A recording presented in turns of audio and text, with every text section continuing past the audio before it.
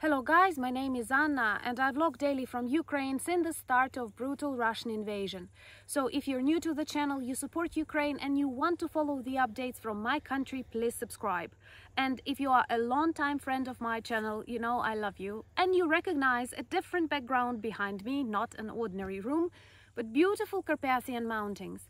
Actually, right now I am 1,000 meters above the sea level and I had a beautiful plan to introduce you to some really nice locations here. But Russia is a terrorist state and it killed lots of my countrymen in Kostiantynivka, and I have to speak about that because that's what I think about right now, that's what I feel, and Russia takes life out of every Ukrainian daily. This is a true terrorist act. More than 20 or 30 people were injured and 17 were killed on a marketplace in Kostiantynivka in Donetsk region. They went there to buy things, possibly for school or something, to have dinner, and they were killed. They were not dangerous. They were not military. They did not impose any danger on terrorist Russian regime, but they were killed because they are Ukrainians.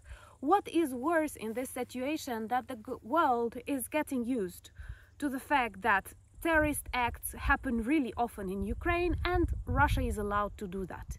Please do not treat Russia as a normal country. Do not treat Putin as a politician when he is a greatest terrorist of the 21st century and just a criminal. And don't you think about old Russian literature or something in the times when thousands of Russians come to kill Ukrainian children. And all of that happens during the visit of State Secretary of the US, Antony Blinken, who was brave enough to visit Ukraine during wartime not once. Now he announced the support for more than $1 billion, which we are very grateful for. We feel your support and understanding, but look at Russia. They totally ignore any respect to human life, any respect to international agreements and the visit of the State Secretary. He is brave enough to spend a night in Kyiv, and we will see what kind of night that will be, but hopefully he will return safe back to the US and continue supporting us. Thank you so much for that.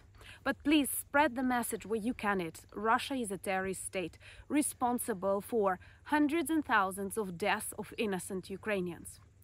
Another question that I often get is the change of the Minister of Defense. It happened and it's totally okay. Ukrainian society does not see any problem in that. After we have signed the association with the European Union, we have changed the standards to the position of the Minister of Defense. And since that time, it is a position for civilians, not military, because previously only military people could occupy this position. But a civilian Minister of Defense is more responsible for buying things, various agreements, human resources and other stuff. And Reznikov became the first civilian minister in autumn, just before the full-scale invasion. He is a very talented diplomat. He's a good lawyer. He speaks English, married 4 or 5 times if it's interesting for you. But anyway, he was really effective in developing contacts, in organizing Rammstein, and I don't know, like developing networks among our allies.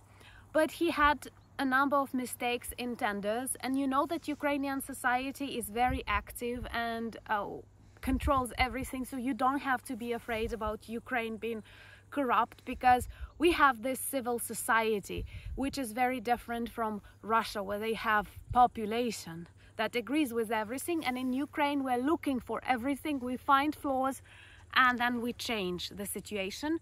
So perhaps Reznikov will continue his career in a diplomatic area. He did not do anything like bad in purpose, but he was not ideal in buying some things. Some things were bought at high prices, some contracts failed. All of that was in extremely stressful times. We have to understand that too. It's not just like shopping something on Zara online, but it's when you need all of these things. But in general, some tenders failed and other stuff, so it all gathered.